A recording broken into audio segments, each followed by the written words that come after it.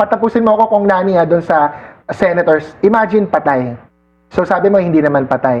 Again, suspended. So a suspended senator like me, a suspended lawyer, cannot vote, cannot function. So kailangan mabawasan yung denominator. Because if we push it to the absurd logic, again, what if 9 senators are Wait suspended? lang. The framers of the Constitution kasi, nilagay yung 2/3 or yung 13 to protect democracy. 16 sa impeachment, 16. 13 sa Yes, Senate to President. protect democracy at saka hindi maabuso.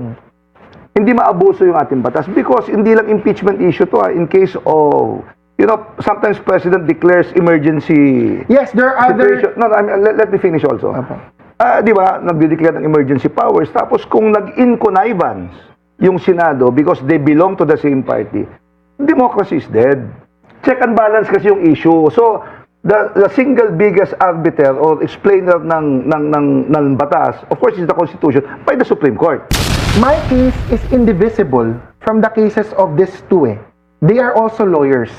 So, it's just a nagging question. It's not even my question.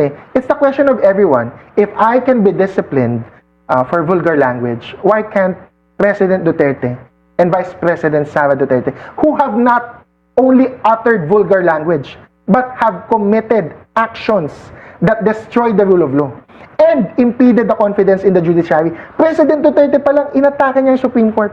Yeah. He eroded the rule of law. So let's talk about the current political situation right Yeah. now. What is your view on the numbers game? Do you believe that only those who are actively participating, senators I mean, should be counted and not the standard 16? Again, hindi ko na naman alam. Buwat bangko na naman para mang-asar sa mga DDS. Like the mini trial, I would like to think isa ako sa mga pinakanauna na nagsabi na the denominator will change and therefore the number to convict will change. It's only logical. What's my, hindi to legal opinion this is a logical opinion. Kung may suspended, he cannot function as a judge. Let's put it to the absurd logic, Kong Nani. Pag may namatay na 10 na senador, 40 na lang sila. Do we still use the old number na 16 to convict? It cannot be. Question That's lang. illogical. Wala naman kasing namatay But Senator Ping Lacson is saying na they might appeal Yeah. to the Sandigan Bayan and allow those, di ba, in jail right now to participate. Iisa pa lang naman yon. Yes. By the way, are you expecting more to No, but get jail? But just to follow up dun sa namatay and sa statement ni Sec Ping, ni Senator Ping, I respect him a lot. But I would have to disagree with him in saying na a suspended or detained senator can still function. He cannot. The plunder law is very clear. The plunder law is very clear. The Anti-Graft and Corrupt Practices Act is very clear. You're suspended. Ako suspended lawyer, so I can say this suspended ako as a lawyer. I cannot practice law. If a senator is suspended, can he practice being a senator? A senator judge flows from the power and function of a senator. So how can a senator who's suspended be a senator judge? Sorry. That is impunity. No, sorry. Hindi naman suspended Suspended siya under Section Sa 5 of the plunder plunder law. But there is suspension okay. there. But there, if I okay. recall, there's also a Supreme Court Kaya decision ako chinecheck, that diba? the person that has been detained is not allowed to practice their profession. That's a different basis. So, dalawang basis. So- one is, it's clear from the text of the plunder law and anti-graft that you are suspended. The other is Supreme Court jurisprudence that says you cannot hold public office when you're detained. Even if you're elected with a mandate, that doesn't So, defeat question lang, if accountability. the Senate approves yung sinabi ni Senator, assuming lang, so that will also be in violation of the law if those suspended will be allowed to participate. Or this is just internal And for the that is- Senate to allow everyone to participate. I think Senator Ping is just floating that because for now there's no consensus for that. He's floating Yeah. it to see the acceptability, and I'm here to be part of the voice that says it's not acceptable because Trillanes was not allowed to participate as a senator. De Lima was not allowed to participate as a senator. Why are we making exemptions? If they participate, vote. Participate and vote. I thought Laila De Lima was allowed to Was allowed participate, to but was not participate. allowed to But vote. She wasn't allowed to participate, Ah, okay. even by Zoom. She wasn't Okay. allowed to participate. And that's absolute. Because sinunod yung Trillanes versus Pimentel 2008, sinunod yung People versus Salosos, even before Trillanes versus Pimentel O si Romy. na kaso. Si Romy ano And again, that's not as a legal opinion Ano lang, nagbabasa lang ako na Filipino citizen. Eh, tsaka ikaw nagsabi nun, Sec Edwin, ha? By the way, I'm not giving a legal Kagawad opinion. Jess, you call Senator Cayetano a lot of names. And one na medyo nag-stand out is Alan Pinocchio Cayetano. Well, yeah, he's dishonest. Ano, kakasuhan niya ako ng cyber libel? He's a Pinocchio. Dishonest He's about what? dishonest. He lies. About what? I just About- want to know. About everything. He's the master gaslighter. He gaslights. That's the Duterte admin. From Alan Peter Cayetano to all the surrogates and proxies of Duterte. I don't know if people know what gaslighting is. Gaslighting is when you know there's something true and you say it and then someone insists, no, it's false. Or Okay. X is A or orange is apple. My God, it's so Yeah. falsis, ha? No, because our libel laws are Yeah, patterned after the Supreme Court decision, the Yeah. State Sullivan case, no. So mataas ang standard, kaya medyo I mean- mahirapan ng politiko magsampa ng libel case. Well, Toby Chanco did. But in fairness to Alan Peter Cayetano, I don't think he will file naman. Because he knows everybody's saying the same thing. From the House Speaker, bruhahan niya noon, to the Senate debacle now, But may it's a consensus. special session bukas, di ba? Yung May Senate. special session. So, do you think the leadership will change? Finally, ma-formalize yung pagiging Senate President ni Win Gatchalian. Yeah, That's what I'm saying. yun. It will not change. It will just be formalized. Yeah. That Senator Win Gatchalian is no longer acting as... Also, sinong tatawid? Well, Joel Villanueva has already stated that he will attend the session. And that is already an indication that he will join the 12 and become 13. Sabi ng Tweety Bird mo yan. Or it's all over social media actually. No, this is just my political analysis. Wala siyang sinabi tungkol sa Avellino versus Cuenco. He was silent for a week or 5 days about the leadership of Alan Peter Cayetano. Yung ibang mga senador, dinefend si Senator Alan Peter. But we all agree But that Joel Villanueva did not. the three of us agree na to elect a Senate President, it needs 13 votes. Yun pa rin ang ano? Yun pa rin ang... Yun pa ng standard. Ang sa kanya, hindi. Akin ako, I agree with Justice Carpio that the denominator can change. Yeah, but, Because hindi ko nga patapusin mo ako kung nani doon sa senators. Imagine patay. So sabi mo hindi naman patay. Eh again, suspended. So a suspended senator like me, a suspended lawyer, cannot vote, cannot function. So kailangan mabawasan yung denominator. Because if we push it to the absurd logic, again, what if 9 senators are wait lang. suspended? The framers of the Constitution kasi, nilagay yung 2/3 or yung 13 to protect democracy. 16 sa impeachment, 16. 13 sa Yes, Senate to President. protect democracy at saka hindi maabuso. Hindi maabuso yung ating batas because hindi lang impeachment issue to in case of, you know, sometimes President declares emergency Yes, there are other... situation. No, let me finish also. Apa. Di ba, nagdideclare ng emergency powers tapos kung nag-in connivance yung Senado because they belong to the same party, democracy is dead. Check and balance kasi yung issue. So, the single biggest arbiter or explainer ng batas, of course, is the Constitution by the Supreme Court.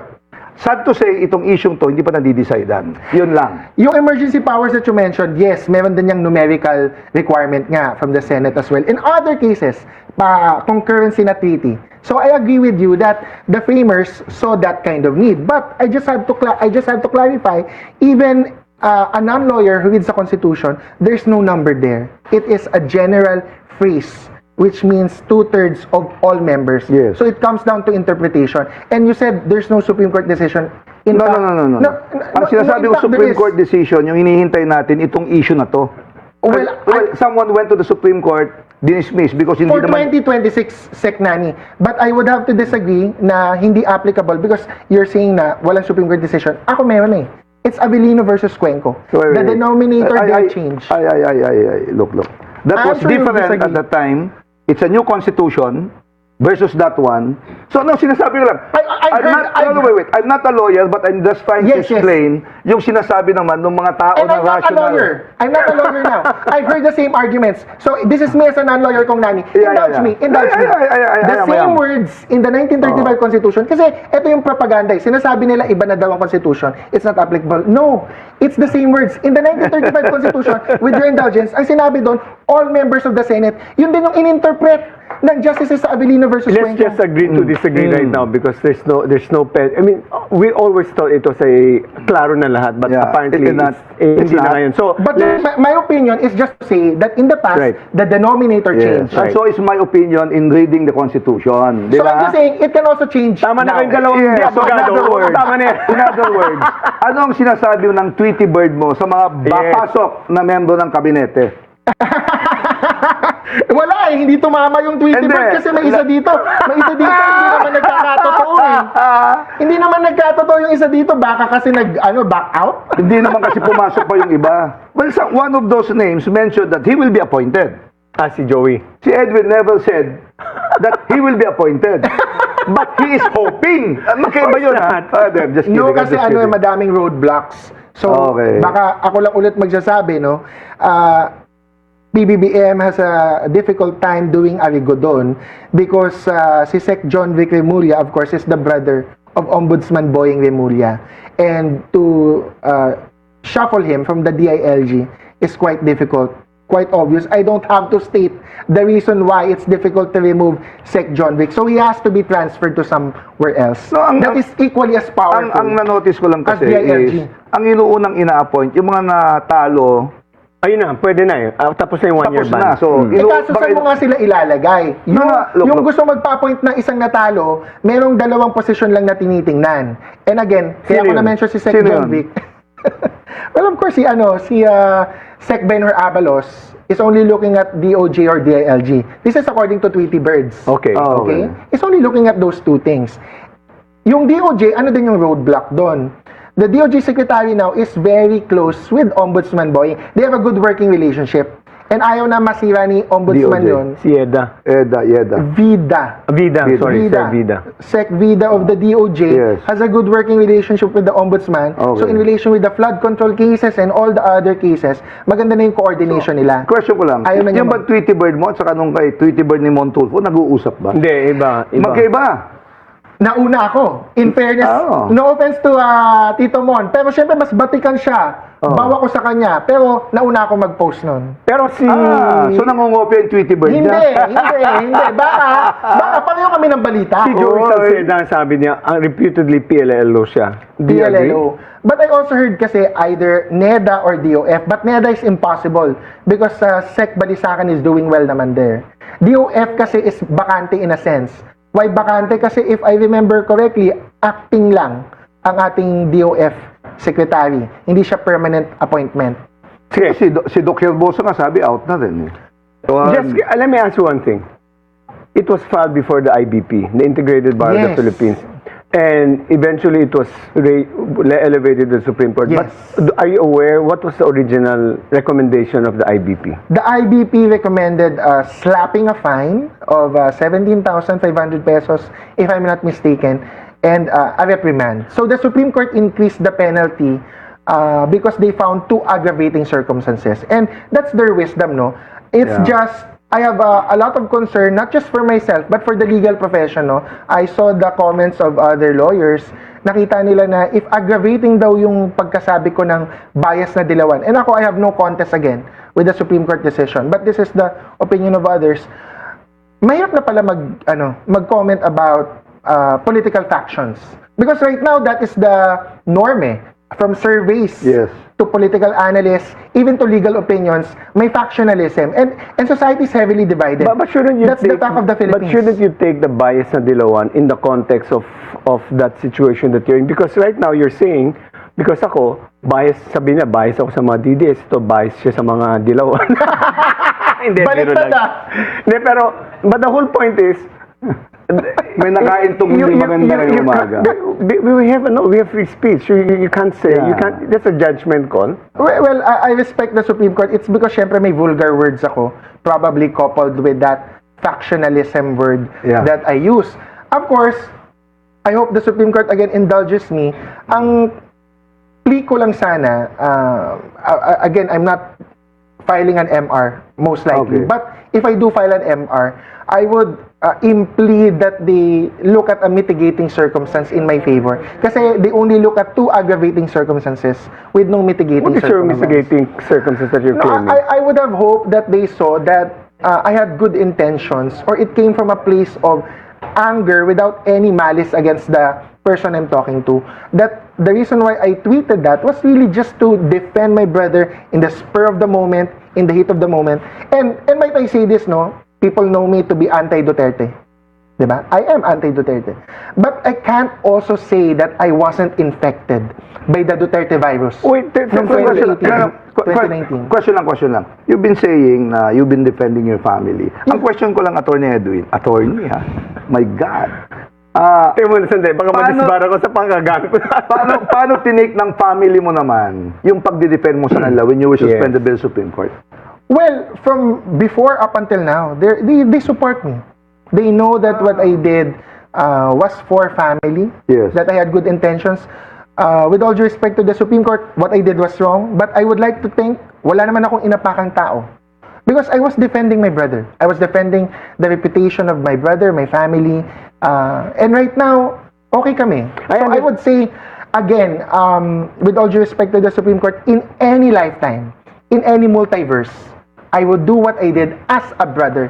But Yeah. as a lawyer, I regret what I did. I understand that your brother is now doing well. It's a successful business. We're doing good. I wouldn't say we're doing well, no? We're doing good because we're happy. Wala nga akong anak. My brother's also gay. So wala din siyang anak. Kami, we live with our mom.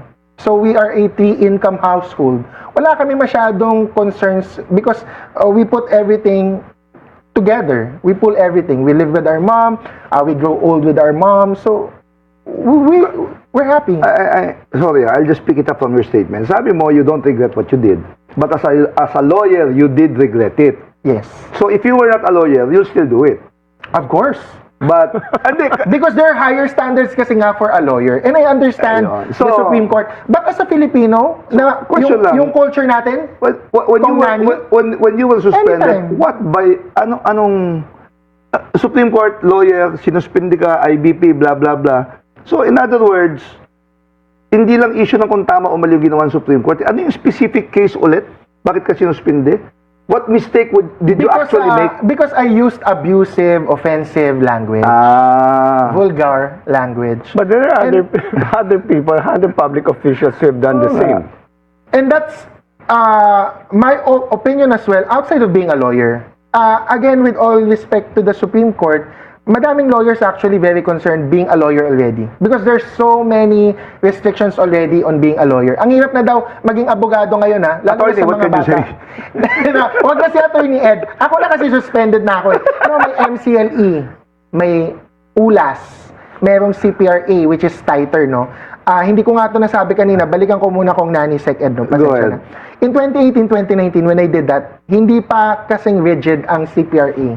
Sorry, for the interest of the public, what is CPRA? The Code of Professional Conduct governing us before was already Ayun. good, di ba? Right. But in terms of regulating social media usage, the Yes. CPRA, Code of Professional Responsibility and Accountability, is more strict on social media usage. Related- So I'm not saying I should not be penalized. I'm just saying na what was applied to me now, I wasn't aware of that before. But of course, I was aware that I should not use abusive language. So again, I would have hoped the Supreme Court saw some mitigating circumstances in my favor, given my Yeah. youth and given my interest to defend my brother. Tricky question, you may not answer it. You've admitted your mistake. But have you tried apologizing to Miss Chris Aquino? Well, she was not the one naman that I offended in that tweet, eh. She offended me. Pagkadilawan. No, it was about me saying mga bias na dilawan. And then some vulgar words. You don't believe my brother because you have cognitive biases. That is the general statement. Question That lang. is a general So statement. technically, walang complainant against him. Meron. Sorry, my apologies. And it's okay if anybody complains. Again, Okay. as I told Sec Ed, and he knows this, any Filipino can file against a lawyer You to know- discipline us, to enforce the CPRA, and I accept that. Justice Leonen just said na dapat i-decriminalize na yung cyber crime against Cyber libel. against politicians. Well, that's Anong a masasabi different mo? issue. That's Iba a pa rin different yun. issue. But I Okay. totally support that. I totally Okay. support that. I have a pending cyber libel case, and I hope Justice Leonen sees merit in my case if ever that we bring it up to the Supreme Court because we will question the constitutionality. But you also of didn't cyber take libel. you also didn't take the decision sitting down, in the sense that in your statement you're saying, I accept my decision, but let's look also at Vice President Sara Duterte and the President Duterte for uttering cursing. So, Well, again, with all due respect to the Supreme Court, ako kasi I consider myself a Filipino first before I am a lawyer. Of course, tayong mga abogado, Sec Ed, no, we are held to a higher standard. But, hindi naman pagiging abogado ang buong pagkatao ko eh. Before I am a lawyer, I am a Filipino citizen. what you're saying is As a Filipino citizen, I am very much concerned with how our democracy, how our republic is operating in relation with people in power who are getting away with crime. you're essentially saying, immorality. you're essentially saying what is sauce for the goose should be sauce for the gander. Kung in-apply sa iyo yan, gumamit ka ng abusive language, dapat mag-apply rin sa mga ibang matataas na opisyalis ng gobyerno. More than that. Because I was not a barangay kagawad then. And these two people that I mentioned are the two highest officials of the land. One was the former highest official of the land. And there's a sense of impunity na when you're in power, you can get away with things. Ako, I don't want to get away with things. So I accept, I admit my responsibility. But my case is indivisible from the cases of these two. They are also lawyers. So, it's just a nagging question. It's not even my question. It's the question of everyone. If I can be disciplined for vulgar language, why can't President Duterte and Vice President Sara Duterte, who have not only uttered vulgar language, but have committed actions that destroyed the rule of law and impeded the confidence in the judiciary. President Duterte pa lang, inatake niya yung Supreme Court. Yeah. He eroded the rule of law. Ano ang message mo sa mga DDS bashers mo ngayon? I'm a suspended lawyer, but I'm not a suspended Filipino. political analyst. I'm not a suspended Filipino. I I'm not like a that. suspended barangay kagawad. Wala akong pinatay, wala akong ninakawan. So, I can sleep well. Kasi even though I'm suspended, I know that what I did was wrong in the context of being a lawyer. Yes. But again, as a brother, kahit saang multiverse mo pa ako dalhin, kahit saang dimension yan, the numerous falsies in the multiverse would do the same thing that I did. You know, I appreciate you for that, for being not just candid, but being honest. Na you committed a mistake. As a lawyer, Of course. You know, Because if I wasn't a lawyer, would that tweet be a big deal? I was asking that, It wouldn't. di ba? But I do recognize that I am a lawyer. But you mentioned kasi law firm, no? What I do. Again, I didn't study the law to really be a practitioner. Kasi yan naman din ang criticism sa akin eh. Meron na ba akong napanalo ng kaso? Madami. Hindi na lang nila alam. Kawawa nga kasi hindi na ako makakatulong ngayon. With all due respect to myself. 1 year no? lang naman, 1 year lang. Buhat bangko lang din, madaming nagtatanong for pro bono legal advice. Labor cases, criminal cases, family cases. So, I will absolutely stop from doing that. I have to beg off. Sinasabi ko na yun, kahapon may nagtatanong sa chat, sa barangay, I would have to say, no, I'm already suspended. Even legal advice, I cannot give that. Ganun ba yun? But Well, that's practice of law eh. I should not be doing that. But my point is, Kahit confidential?